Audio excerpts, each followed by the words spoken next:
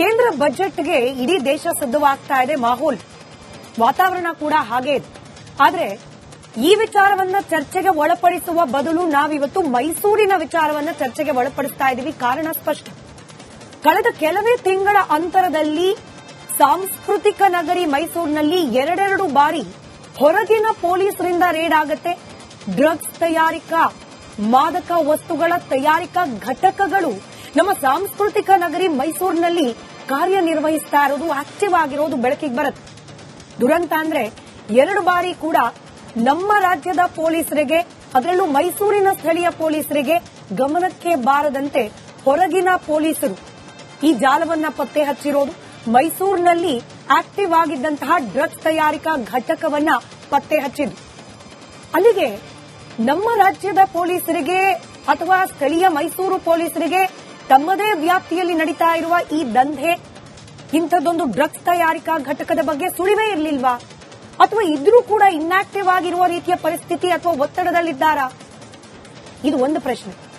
ಎರಡನೆಯದ್ದು, ವಿರೋಧ ಪಕ್ಷಗಳಿಗೆ clear cut ಆದ ಆಹಾರವಾಗ್ತಾ ಇದೆ ಗೃಹ ಸಚಿವರಾದ ಡಾಕ್ಟರ್ ಜಿ ಪರಮೇಶ್ವರ್ ಅವರ ಪ್ರತಿಕ್ರಿಯೆ. ಕಳೆದ ಬಾರಿ ಮುಂಬೈ ಪೊಲೀಸರು ಬಂದು ಕೋಟ್ಯಾಂತರ ರೂಪಾಯಿ ಮೌಲ್ಯದ ಡ್ರಗ್ ಅನ್ನ ಸೀಸ್ ಮಾಡಿದಾಗ ಮೈಸೂರಿನಲ್ಲಿ ಏನೋ 1 ಲಕ್ಷಾಂತರ ರೂಪಾಯಿದಂತೆ ಅಂತ ಹೇಳುವ ಮೂಲಕ ಟೀಕೆಗೆ ಗುರಿಯಾಗಿದ್ರು ಪರಮೇಶ್ವರ್ ಸಾಹೇಬ್ರು. ಈಗಲೂ ಕೂಡ ನಿನ್ನೆ ಮೊನ್ನೆ ನಡೆದಂತಹ ರೇಡ್ ಸಂದರ್ಭದಲ್ಲೂ ಕೂಡ ಆದ ಘಟನೆಗೆ ಇಲ್ಲ ಮೈಸೂರಿನಲ್ಲಿ ಡ್ರಗ್ಗೆ ಸೀಸ್ ಆಗ್ಲಿಲ್ವಂತೆ, ನಮ್ಮ ಪೊಲೀಸ್ ಕಮಿಷನರ್ ನಮಗೆ ಮಾಹಿತಿ ಕೊಟ್ಟಿದ್ದಾರೆ, ಅಲ್ಲೇನೋ ಫಿನಾಯಿಲ್ ಫ್ಯಾಕ್ಟರಿ ನಡೆಸ್ತಾ ಇದ್ರಂತೆ, ಅದು ಕೂಡ ಇನ್ನು ಪೂರ್ಣ ಪ್ರಮಾಣದಲ್ಲಿ ಪ್ರಾರಂಭ ಆಗಿರ್ಲಿಲ್ವಂತೆ ಅಂತ ಹೇಳೋ ಮೂಲಕ ಗೃಹ ಸಚಿವರಾದ ಡಾಕ್ಟರ್ ಜಿ ಪರಮೇಶ್ವರ್ ಅವರು ವಿರೋಧ ಪಕ್ಷದ ಟೀಕೆಗೆ ಗುರಿಯಾಗ್ತಿದ್ದಾರೆ. ಅಲ್ಲಿಗೆ ನಾವು ಕೇಳಲೇಬೇಕಾದ 2 ಪ್ರಶ್ನೆ. ಒಂದು, ನಮ್ಮ ರಾಜ್ಯದ ಪೊಲೀಸರು, ಅದರಲ್ಲೂ ಮೈಸೂರಿನ ಸ್ಥಳೀಯ ಪೊಲೀಸರು ಇನ್ಆಕ್ಟಿವ್ ಆಗಿದ್ದಾರಾ? ಇನ್ಆಕ್ಟಿವ್ ಆಗಿ ಇರುವಂತೆ ಮಾಡಲಾಗ್ತಾ ಇದೆ ಡ್ರಗ್ಸ್ ವಿಚಾರದಲ್ಲಿ. ಎರಡನೆಯದ್ದು, ವಿರೋಧ ಪಕ್ಷಗಳು ಆರೋಪ ಮಾಡ್ತಾ ಇರೋ ರೀತಿಯಲ್ಲಿ ನಿಜವಾಗ್ಲೂ ಗೃಹ ಸಚಿವರಾದ ಡಾಕ್ಟರ್ ಜಿ ಪರಮೇಶ್ವರ್ ಅವರು ಡ್ರಗ್ಸ್ ವಿಚಾರವನ್ನ ಅತ್ಯಂತ ಗಂಭೀರವಾದ ವಿಚಾರವನ್ನ ಹಗುರವಾಗಿ, ಕ್ಯಾಶುಯಲ್, ಲೈಟ್ ಟಾಪಿಕ್ ಅನ್ನೋ ರೀತಿಯಲ್ಲಿ ಪರಿಗಣಿಸಿಬಿಟ್ಟಿದ್ದಾರಾ ಅಂತ ಹೇಳಿ ಇವತ್ತಿನ ಮಹಾಭಾರತ ಚರ್ಚಾ ಕಾರ್ಯಕ್ರಮದಲ್ಲಿ 2 ಪ್ರಮುಖ ಪ್ರಶ್ನೆಗಳಿಗೆ ಉತ್ತರ ಕಂಡುಕೊಳ್ಳೋ ಪ್ರಯತ್ನ ಮಾಡೋಣ. ಚರ್ಚೆಯಲ್ಲಿ ಬಿಜೆಪಿಯ ವಕ್ತಾರರಾದ ಅಶೋಕ್ ಗೌಡ್ರಿದ್ದಾರೆ, ಜೆಡಿಎಸ್ನ ವಕ್ತಾರರಾದ ಮಹೇಶ್ ಅವರಿದ್ದಾರೆ, ಕಾಂಗ್ರೆಸ್ನ ವಕ್ತಾರರಾದ ನಟರಾಜ್ ಅವರು ಹೊರಗಿನಿಂದ ಕನೆಕ್ಟೆಡ್ ಆಗ್ತಾ ಇದ್ದಾರೆ ಕೆಲವೇ ಹೊತ್ತಿನಲ್ಲಿ. ಹಾಗೆ ಇನ್ನೇನು ಕೆಲವೇ ಹೊತ್ತಿನಲ್ಲಿ ನಿವೃತ್ತ ಪೊಲೀಸ್ ಅಧಿಕಾರಿಯಾದ ನಾಗರಾಜ್ ಅವರು ಕೂಡ ನಮ್ಮನ್ನ ಜಾಯಿನ್ ಆಗ್ತಾರೆ. ತಮ್ಮಿಬ್ಬರಿಗೂ ಕಾರ್ಯಕ್ರಮಕ್ಕೆ ಸ್ವಾಗತ. ನಾನು ಚರ್ಚೆ ಪ್ರಾರಂಭ ಮಾಡಲಿಕ್ಕೆ ಮುಂಚೆ ಸಂಸದರು ಯದುವೀರ್ ಅವರು ಈ ಘಟನೆಗಳ ಬಗ್ಗೆ, ಮೈಸೂರಿನಲ್ಲಿ ಡ್ರಗ್ ಹಬ್ ಆಗ್ತಾ ಇದೆಯಾ ಅನ್ನೋ ಅನುಮಾನಗಳ ಬಗ್ಗೆ ಮಾತನಾಡಿದ್ದಾರೆ. ಅವರ ಪ್ರತಿಕ್ರಿಯೆಯನ್ನ ಕೇಳಿಸಿಕೊಳ್ಳೋಣ, ನಂತರದಲ್ಲಿ ಚರ್ಚೆ ಪ್ರಾರಂಭ. ಕರ್ನಾಟಕ ಯಾವತ್ತೂ ಸಹ ಒಂದು ಶಾಂತಿಯುತವಾದಂತಹ ಸಮಾಜ, ಪ್ರಗತಿಪರ ಒಂದು ರಾಜ್ಯ. ಇವತ್ತು ಕಾನೂನು ಮತ್ತು ಸುವ್ಯವಸ್ಥೆ, ಅದರಲ್ಲಿ ಈ ಡ್ರಗ್ಸ್ ಅಂತಹ ವಿಚಾರದಲ್ಲಿ ಇವತ್ತು ಹೆಸರುವಾಸಿ ಆಗ್ತಾ ಇದೆ. ಅದು ನಿಜಕ್ಕೂ ಕೂಡ ಅತ್ಯಂತ ಒಂದು ಖಂಡನೀಯ ಬೆಳವಣಿಗೆ. ಅದರಲ್ಲೂ ಸಹ ಮೈಸೂರು ತಮ್ಮ ಸಂಸ್ಕೃತಿ, ಪಾರಂಪರೆ, ಒಂದು ಸಾಂಸ್ಕೃತಿಕ ರಾಜಧಾನಿ ಅಂತ ಏನು ಗುರುತಿಸಲಾಗಿದೆ, ಇವತ್ತು ಡ್ರಗ್ಸ್ಗಾಗಿ ಏನು ಅದು ಇವತ್ತು ಅನೇಕ ಘಟಕಗಳು, ಇದು 1-2 ಪ್ರಕರಣ ಅಲ್ಲ, ಸತತವಾಗಿ ಇಂತಹ ಕೇಸ್ಗಳು ಪ್ರತಿ ತಿಂಗಳು ನಮಗೆ ಒಂದು ಸಿಗ್ತಾ ಇದೆ. ನಿಜಕ್ಕೂ ಒಂದು ಖಂಡನೀಯ ಬೆಳವಣಿಗೆ. ಇದಕ್ಕೆ ಕೂಡಲೇ ಇವರು ಸೂಕ್ತವಾದಂತಹ ಕ್ರಮ ತಗೋಬೇಕಾಗಿದೆ. ಎಲ್ಲ ಜವಾಬ್ದಾರಿಯುತ ಸ್ಥಾನದಲ್ಲಿ ಇರ್ತಕ್ಕಂಥ ಅಧಿಕಾರಿಗಳು, ಜನಪ್ರತಿನಿಧಿಗಳು ಏನಕ್ಕಿಂತ ತಪ್ಪು ಮಾಹಿತಿಯನ್ನು ಕೊಟ್ಟಿದ್ದಾರೆ. ಜೊತೆಗೆ ಇವತ್ತು ಈ 3-4 ಪ್ರಕರಣವನ್ನು ಕೂಡ ಇಲ್ಲಿಯ ಸ್ಥಳೀಯ ಪೊಲೀಸ್ಗೆ ಇದ್ರ ಬಗ್ಗೆ ಅರಿವುನೇ ಇರಲಿಲ್ಲ, ರಾಜ್ಯ ಪೊಲೀಸ್ಗೂ ಇರಲಿಲ್ಲ. ಅಂದ್ರೆ ಯಾಕೆ ನಮ್ಮ ರಾಜ್ಯದ ಪೊಲೀಸ್ಗೆ ಇವರು ಯಾವುದೇ ರೀತಿಯ ಒಂದು ವಿಶ್ವಾಸಕ್ಕೆ ತಗೋತಾ ಇಲ್ಲ ಅಂತಾನು ಕೂಡ ನಮಗೆ ಸಹಜವಾಗಿ ಒಂದು ಪ್ರಶ್ನೆ ಇರುತ್ತೆ. ಅಂದ್ರೆ ಈ ನಮ್ಮ ಪೊಲೀಸು ಕೂಡ ಇದರಲ್ಲೇ ಶಾಮೀಲಿದ್ದಾರೆ ಅಂತ ಒಂದು ಪ್ರಶ್ನೆ ಇವತ್ತು ನಮ್ಮ ಮುಂದೆ ಇದೆ.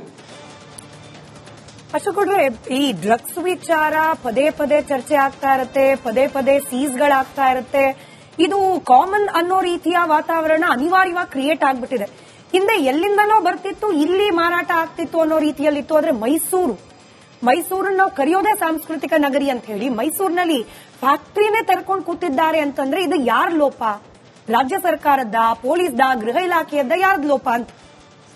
2 ಫ್ಯಾಕ್ಟರಿಗಳು ಈಗಾಗಲೇ ಮುಂಚೆನೆ ಒಂದು ಸೀಸ್ ಆಗಿತ್ತು, ಈಗ 2ನೇ ಸೀಸ್ ಆಗ್ತಿದೆ ಮೈಸೂರಲ್ಲಿ. ಬೆಂಗಳೂರಲ್ಲಿ 3 ಫ್ಯಾಕ್ಟರಿಗಳು ಸೀಸ್ ಆಗಿವೆ. ಅಂದ್ರೆ ಇದು ಕ್ಲಿಯರ್ ಕಟ್ ಆಗಿ ತೋರಿಸ್ತಾ ಇದೆ ರಾಜ್ಯ ಸರ್ಕಾರ, ಕಾಂಗ್ರೆಸ್ ಸರ್ಕಾರ ಯಾವ ರೀತಿ ಶಾಮೀಲಾಗಿದೆ ಅಂತ ಹೇಳಿ. ಯಾಕೆ ಅಂತ ಹೇಳಿದ್ರೆ ಹಿಂದೆ ನಾವು ನೋಡಿದಾಗ ಯಾವುದೇ ರೀತಿ ಈ ತರ ಫ್ಯಾಕ್ಟರಿಗಳು, ತಾವು ಹೇಳಿದ ಸತ್ಯನೇ, ಎಲ್ಲೋ ಬರ್ತಾ ಇತ್ತು, ಯಾರೋ ಡಿಸ್ಟ್ರಿಬ್ಯೂಟ್ ಮಾಡ್ತಾ ಇದ್ರು, ಅದಾದ್ಮೇಲೆ ಅದು ಒಂದು ರೀತಿನಲ್ಲಿ ಕನ್ಸ್ಯೂಮ್ ಆಗ್ತಾ ಇತ್ತು, ಒಂದು ವಿಚಾರ ಆಗಿತ್ತು. ಈಗ ಏನಾಗಿದೆ ಅಂದ್ರೆ ಫ್ಯಾಕ್ಟರಿನ ಓಪನ್ ಮಾಡ್ತಾ ಇದ್ದಾರೆ, ಸಿಂಥೆಟಿಕ್ ಫ್ಯಾಕ್ಟರಿಗಳು ಓಪನ್ ಮಾಡ್ತಿದ್ದಾರೆ ಮತ್ತು ಡ್ರಗ್ಸ್ ನ ತಯಾರಿಕೆ ಅನ್ನೋದು ಹೆಚ್ಚಾಗ್ತಿದೆ ಕರ್ನಾಟಕದಲ್ಲಿ, ಇನ್ ಸ್ಪೆಸಿಫಿಕ್ ಬೆಂಗಳೂರು ಮತ್ತು ಮೈಸೂರಲ್ಲಿ ಅಂತ ಹೇಳಿದ್ರೆ. ಅದು ಬೇರೆ ಬೇರೆ ಕಡೆನೂ ಇರಬಹುದು, ನಮಗೆ ಸದ್ಯಕ್ಕೆ ಗೊತ್ತಿಲ್ಲ.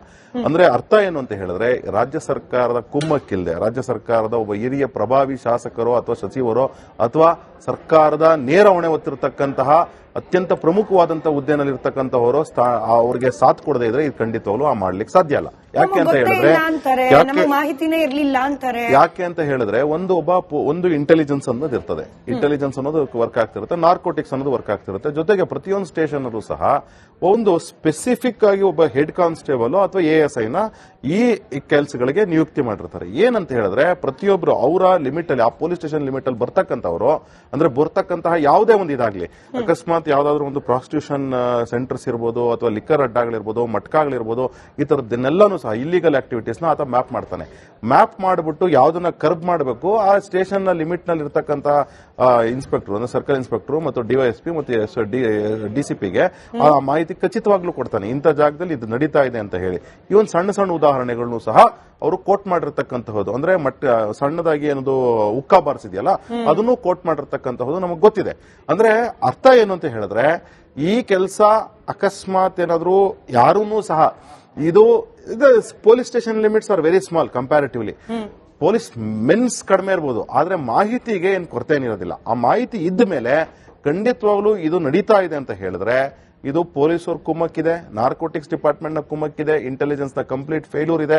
ಜೊತೆಗೆ ಹೋಮ್ ಮಿನಿಸ್ಟ್ರು ಮತ್ತು ಆ DC ಯಾರಿದ್ದಾರೆ, ರೆವಿನ್ಯೂ DC ಅಥವಾ ರೆವಿನ್ಯೂ ತಹಸೀಲ್ದಾರ್ ಏನಿದ್ದಾರೆ ಅಥವಾ ಕಾರ್ಪೊರೇಷನ್ ಲಿಮಿಟ್ ಅಲ್ಲಿ ಬರೋದಾದ್ರೆ ಕಾರ್ಪೊರೇಷನ್ ಲಿಮಿಟ್ ನ ಯಾರು ಅಧಿಕಾರಿಗಳಿರ್ತಾರೆ ಅವರ ಖಂಡಿತವಾಗ್ಲೂ ಇದರಲ್ಲಿ ಇನ್ವಾಲ್ವ್ಮೆಂಟ್ ಇದೆ. ಆಮೇಲೆ ಹೆಲ್ತ್ ಡಿಪಾರ್ಟ್ಮೆಂಟ್ ಏನಿದೆ ಆ ಹೆಲ್ತ್ ಡಿಪಾರ್ಟ್ಮೆಂಟ್ ಇನ್ವಾಲ್ವ್ಮೆಂಟ್ ಇದೆ. ಯಾಕೆ ಅಂತಂದ್ರೆ ಇಂಥದಕ್ಕೆಲ್ಲಾನು ಸಹ ಅವ್ರು ಲೈಸೆನ್ಸ್ ಕೊಡಬೇಕು. ಇವನ್ ಇನ್ಕ್ಲೂಡಿಂಗ್ ಫಿನೈಲ್ ಫ್ಯಾಕ್ಟರಿ ಅಂತ ಲೈಸೆನ್ಸ್ ತಗೊಂಡಿದ್ರೆ ಅವ್ರಿಗೆ ಗೊತ್ತಿರುತ್ತೆ ಫಿನೈಲ್ ಫ್ಯಾಕ್ಟರಿ ಅಂತ ಹೇಳಿದಾಗ ಅವ್ರು ಹೋಗ್ಬೇಕು ಹೆಲ್ತ್ ಡಿಪಾರ್ಟ್ಮೆಂಟ್ ಚೆಕ್ ಮಾಡ್ತಿರ್ಬೇಕು, ರ್ಯಾಂಡಮ್ ಚೆಕ್ ಮಾಡ್ತಿರ್ಬೇಕು.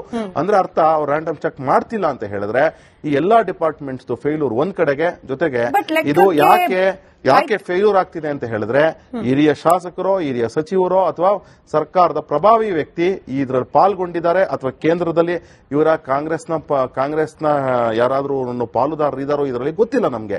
ಪಾಲುದಾರ ಇದ್ರೆ ಮಾತ್ರನೇ ಇಂಥ ವಿಚಾರಗಳನ್ನ ಮುಚ್ಚಾಕೊಳ್ಳಕ್ಕೆ. ನಟರಾಜ್ ಗೌಡ್ರು ಬಂದಾಗ ಈ ಪ್ರಶ್ನೆ ಅವ್ರಿಗೆ ಕೇಳೋಣಂತೆ. But Mahesh ji, Nazarbad police station ಪಕ್ಕದಲ್ಲಿ ಕೆಲವು ದಿನಗಳ ಹಿಂದೆ ಕಿರಾಣಿ ಅಂಗಡಿಯಲ್ಲಿ ಅಕ್ವೇರಿಯಂ ಒಳಗಡೆ MDMA ನ ಅಡಗಿಸಿಟ್ಟಿದ್ದು ಸೀಸ್ ಆಗುತ್ತೆ ಪೊಲೀಸ್ ಸ್ಟೇಷನ್ ಪಕ್ಕದಲ್ಲಿ. ಅಂದ್ರೆ ಪೊಲೀಸರ ಭಯ ಇಲ್ಲದ ವಾತಾವರಣ ನಿರ್ಮಾಣವಾಗಿದೆ ಮೈಸೂರಿನಲ್ಲಿ ಅನ್ನೋದು ಇದೊಂದು ಘಟನೆ. ಹಿಂದೆ ಮೈಸೂರಿನಲ್ಲೇ ಫ್ಯಾಕ್ಟರಿ ಇದ್ದದ ಘಟನೆ. ಇದೆರಡು ತಿಳಿದುಕೊಂಡ್ಮೇಲಾದ್ರೂ ಎಚ್ಚೆತ್ಕೊಳ್ಬೇಕಾಗಿತ್ತು. ಈಗ ಮತ್ತೆ ಹೊರಗಿನಿಂದ ಪೊಲೀಸರು ಬಂದುಬಿಟ್ಟು ಇಲ್ಲೊಂದು ಫ್ಯಾಕ್ಟರಿ ಇದೆ ಅಂತ ಹೇಳಿ ಪತ್ತೆ ಹಚ್ತಾರೆ ಅಂತಂದ್ರೆ ಎಲ್ಲೋ ಸ್ಥಳೀಯ ಪೊಲೀಸರು ಕೂಡ ಇನ್ನೂ ಈ ವಿಚಾರವನ್ನು ಗಂಭೀರವಾಗಿ ಪರಿಗಣಿಸಿಲ್ವಾ ಅಂತ ಅನುಮಾನ. ಮೈಸೂರು ನಗರಕ್ಕೆ ಒಬ್ಬರು IGP ದರ್ಜೆಯ ಪೊಲೀಸ್ ಆಫೀಸರ್ ಇದ್ದಾರೆ, ಪೊಲೀಸ್ ಕಮಿಷನರ್ ಇದ್ದಾರೆ, ಅವ್ರ ಕೆಳಗಡೆ ಬರುವಂತ SP-ಗಳಿದ್ದಾರೆ, ಅವ್ರ ಕೆಳಗಡೆ ಬರುವಂತ 22ಕ್ಕೂ ಹೆಚ್ಚು DYSP-ಗಳು ಕೆಲಸವನ್ನ ಮಾಡ್ತಾ ಇದ್ದಾರೆ. ಇವತ್ತಿನ ಈ ಒಂದು ಏನು ಘಾಟಿನ ವಿಚಾರದ ಬಗ್ಗೆ ನಾವು ಮಾತನಾಡ್ತಾ ಇದ್ದೀವಿ. ನಾವೆಲ್ಲ ವಿದ್ಯಾವಂತರಾಗಿ ಸ್ಟಡಿ ಮಾಡಬೇಕಾದ್ರೆ ಏನು ಸೌತ್ ಆಫ್ರಿಕಾ ಅಥವಾ ನೈಜೀರಿಯಾದಿಂದ ಬಂದಂತಹ ಘಾಟ್ಗಳ ಬಗ್ಗೆ ಕೇಳ್ತಾ ಇದೀವಿ. ಆದ್ರೆ ಇವತ್ತು ನಿಜವಾಗ್ಲೂ ದುರಂತವ ಏನೋ ಗೊತ್ತಿಲ್ಲ. ಇವತ್ತು ಸಾಂಸ್ಕೃತಿಕ ನಗರ ಮೈಸೂರಿನಲ್ಲಿ ಈ ಒಂದು ಸುಮಾರು 100 ಕೋಟಿಯ ಡ್ರಗ್ಸ್ ಮಾಫಿಯಾ ನಡೀತಾ ಇದೆ ಅಂತ ಹೇಳಿದ್ರೆ ಪರಮೇಶ್ವರ್ ಅಂದ್ರೆ ನೀವು ತಿಳ್ಕೊಂಡ್ಬಿಡಿ, ಗೊತ್ತಿಲ್ಲದ ಪರಮೇಶ್ವರ್. ಈ ಗೊತ್ತಿಲ್ಲದ ಪರಮೇಶ್ವರ್ ಅವರಿಗೆ ಏನು ಗೊತ್ತಿಲ್ಲ ಇವರಿಗೆ. ಅಂಥದ್ರಲ್ಲಿ ಲಾಸ್ಟ್ ಟೈಮ್ 300 ಕೋಟಿಗೂ ಅಧಿಕ ಮೌಲ್ಯದ ಡ್ರಗ್ಸ್ ಅನ್ನ ವಶಪಡಿಸಿಕೊಂಡಿದ್ದಲ್ಲಿ ಮುಂಭಾಗದಲ್ಲಿ ಗ್ಯಾರೇಜು, ದಿನನಿತ್ಯ ಲಕ್ಷಾಂತರ ಜನ ತಿರುಗಾಡುವಂತ ರಸ್ತೆಯಲ್ಲಿ ಹಿಂದೆಗಡೆ ಗ್ಯಾರೇಜ್ ಹಿಂದೆಗಡೆ ಡ್ರಗ್ಸ್ ಮಾಫಿಯಾ. ಅವತ್ತು ನನಗೆ ಗೊತ್ತಿಲ್ಲ ಅಂತ ಹೇಳಿದಂತ ಪರಮೇಶ್ವರ್ ಅವರು ಇವತ್ತು ಟುಕ್ ಅಂತೇಳಿ ಒಂದು ಡ್ರಗ್ ಒಂದು ಕಂಪನಿ ಹೆಸರು ಟುಕ್ ಅಂತೇಳಿ. ಈ ಕಂಪನಿ ಏನಪ್ಪಾ ಅಂತ ಹೇಳಿದ್ರೆ ಆ ಕಂಪನಿ ನಡೆಸ್ತಾ ಇರೋ ಮಾಲೀಕ ಗುಜರಾತಿ. ಅವನು ಈಗಾಗಲೇ ಜೈಲಿನಲ್ಲಿ ತನ್ನದೇ ಆದಂತಹ ಚಟುವಟಿಕೆಗಳಲ್ಲಿ ಭಾಗಿಯಾಗಿ ಅರೆಸ್ಟ್ ಆಗಿ ಬಿಡುಗಡೆಯಾಗಿದ್ದವನು, ಅಲ್ಲಿ ಎಕ್ಸ್ಪೀರಿಯನ್ಸ್ಡ್ ಡ್ರಗ್ಗಿಸ್ಟ್ ಅವನು ಕರ್ಕೊಂಡ್ಬಂದು ಇವತ್ತು ಮೈಸೂರಿನಲ್ಲಿ ಈ ಒಂದು ಕೆಮಿಕಲ್ ಕಂಪನಿಯನ್ನ ಓಪನ್ ಮಾಡಿ ಡ್ರಗ್ಸ್ ಅನ್ನ ಇಡೀ ದೇಶಕ್ಕೆ ಸರಬರಾಜು ಮಾಡ್ತಾನೆ ಅಂತ ಹೇಳಿದ್ರೆ ಪೊಲೀಸ್ ಇಲಾಖೆ ಕಣ್ಣು ಮುಚ್ಚಿ ಕೂರಿರೋದು ಕಟ್ಟು ಸತ್ಯ. ನಂಬರ್ 1. ಸೀಮಾ ಲಾಟ್ಕರ್ ಹೇಳ್ತಾರೆ, ಕಮಿಷನರ್ 510 ಜನರನ್ನ ನಾವು ಡ್ರಗ್ಸ್ ಮಾಫಿಯಾಗೆ ಒಳಪಡಿಸಿದೀವಿ ಡಾಕ್ಟರ್ಗಳನ್ನ ಕರ್ಕೊಂಡು. ಅದರಲ್ಲಿ 152 ಜನ ಡ್ರಗ್ಸ್ ಗೆ ಬಲಿಯಾಗಿರೋದನ್ನ ನಾವು ಪತ್ತೆ ಹಚ್ಚಿದೀವಿ ಮೊದಲನೇ ಭಾಗದಲ್ಲಿ. ಸೆಕೆಂಡ್ ಭಾಗದಲ್ಲಿ ಹೇಳ್ತಾರೆ ಸುಮಾರು 158 ಜನರನ್ನ ಇವತ್ತು ಟೆಸ್ಟ್ ಮಾಡಿದಾರಂತೆ. ಅದರಲ್ಲಿ 51 ಜನ ಡ್ರಗ್ಸ್ ತಗೊಂಡಿರೋದು ಸಾಬೀತಾಗಿದೆ. ಮೈಸೂರು ವ್ಯಾಪ್ತಿಯಲ್ಲಿ ಮಾತ್ರ ಖಂಡಿತ. ಏನು ನಜರಾಬಾದ್ ಪೊಲೀಸ್ ಸ್ಟೇಷನ್ ಇದೆ ಆ ವ್ಯಾಪ್ತಿಯಲ್ಲಿ ಇವತ್ತು ನಡೆದಿರುವಂತದ್ದು. ಹಾಗಾದ್ರೆ ಯುವ ಜನರು ಇಷ್ಟು ಜನ ಹಾಳಾಗ್ತಾ ಇದ್ದಾರೆ ಅಂತ ಹೇಳಿದ್ರೆ ಜಿ ಪರಮೇಶ್ವರ್ ಅವರಿಗೆ ಗೊತ್ತಿಲ್ವಾ? ಇದ್ರ ಬಗ್ಗೆ ನಾವು ಏನು ವಿಧಾನಸೌಧದ ಅಧಿವೇಶನದಲ್ಲಿ ಈಗಾಗಲೇ ಇದ್ರ ಬಗ್ಗೆ 1 ಗಂಟೆ ನಾವು ಚರ್ಚೆ ಮಾಡಿದ್ದೀವಿ. ಏನು ಸುನಿಲ್ ಕುಮಾರ್ ಅವರು ಇದ್ರ ಮಾತನಾಡಬೇಕಾದ್ರೆ ಸನ್ಮಾನ್ಯ ಮುಖ್ಯಮಂತ್ರಿಗಳು ಗೃಹ ಸಚಿವರು ಕಣ್ಣು ಮುಚ್ಕೊಂಡು ಕೂತಿದ್ರು. 1 ಗಂಟೆ ನಾವು ಡಿಸ್ಕಸ್ ಮಾಡಿದ್ವಿ ವಿಧಾನಸೌಧದೊಳಗಡೆ. ಲಾಸ್ಟ್ ಟೈಮು ಸಹ ಮಾಧ್ಯಮ ಗೋಷ್ಠಿಯಲ್ಲಿ ಹೇಳಿದ್ದೀವಿ. ಇಷ್ಟೆಲ್ಲಾದ್ರೂ ಸಹ ಇವತ್ತು ರಾಜ್ಯ ಸರ್ಕಾರ ಇದಕ್ಕೆ ಇನ್ವಾಲ್ವ್ ಆಗಿದೆ ಅಂತ ಹೇಳಿದ್ರೆ 100ಕ್ಕೆ 1000 ಭಾಗ. ಮೈಸೂರಿನ ಒಬ್ಬನೇ ಒಬ್ಬ ಕಾಂಗ್ರೆಸ್ ಸಚಿವ ಶಾಸಕನಾಗ್ಲಿ ಇದ್ರ ಬಗ್ಗೆ ಮಾತನಾಡಿಲ್ಲ. ಹಾಗಾದ್ರೆ ವಾಟ್ ಇಸ್ ಇಸ್ ಇಲ್ಲಿ ಗೋಯಿಂಗ್ ಆನ್ ಅಂತ ಹೇಳಿದ್ರೆ ಇಲ್ಲಿ ಇನ್ವಾಲ್ವ್ ಆಗಿರೋದು ಕಟ್ಟು ಸತ್ಯ. ಇಲ್ಲಿ 300 ಕೋಟಿ ರೂಪಾಯಿ ಡ್ರಗ್ಸ್ ಸಿಕ್ಕಿದೆ ಅಥವಾ 50 ಕೋಟಿ ರೂಪಾಯಿ ಮತ್ತೆ ಚಾಲನೆಯಲ್ಲಿದೆ ಅಂತ ಹೇಳಿ ಯದುವೀರ್ ಅವರು ಹೇಳ್ತಾವ್ರೆ ಅಂತ ಹೇಳಿದ್ರೆ ಸಿಕ್ಕೇ ಇಲ್ಲ ಅಂತ ಹೇಳಿದ್ದಾರೆ ಸರ್ ಗೃಹ ಸಚಿವರಾದ ಡಾಕ್ಟರ್ ಜಿ ಪರಮೇಶ್ವರ್.